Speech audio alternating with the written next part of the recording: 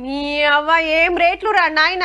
ఓ 100 గజాల జాగ కొని చిన్నపాటి ఇల్లు కట్టుకుందామంటే ఏడ చూడు గజం 70,000 80,000. గంతన అంటే 1,00,000, ఎక్కువ మాట్లాడితే 1,00,000. ఇక మామూలోడు సిటీలా జాగ కొన్నట్టే ఇల్లు కట్టినట్టే. ఊర్ల పొంట ఎకరం అమ్మినా పట్నంలా 100 గజాల జాగ వచ్చేటట్టు లేదుల్లా.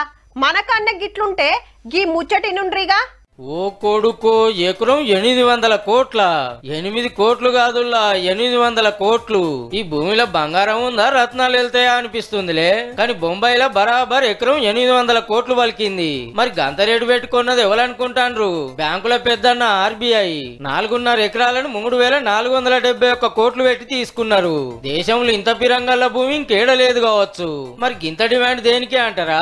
అటు సచివాలయానికి, ఇటు హైకోర్టుకు పక్కకు పెద్ద పెద్ద కార్పొరేట్ కంపెనీలకు దగ్గర ఉన్నదట. ఉన్నది చాలతలేదు, కొత్త ఆఫీస్ కట్టాలని ఎప్పటికంచో మంచి జాగా కోసం దేవులాడుతా అంటే ఇది నజర్ల పడి బేరం చేసుకుర్రు. ఆర్బీఐ అంటే నోట్లను ముద్ర కొట్టేది, మన చేతులున్న 11 నోటు ఆలు పంపేదే. బ్యాంకుల లోన్లు మిత్తీలు మంచి చెడ్డలు చూసుకునే జిమ్మెదారిగిని ఇల్లదే. ఇక ఆర్బీఐకి మంచి హెడ్ ఆఫీస్ రాబోతుంది. కానీ హైదరాబాద్ లో ఎకరం 100 కోట్లు అంటేనే అమ్మో గంతనా అని నోరు తెరిచినాం. అసొంటిది బొంబాయిలో 800 కోట్లు అంటే చూడుర్రిగా. పైసల రాజధాని అనే పేరు నిలబెట్టుకున్నట్టే పో.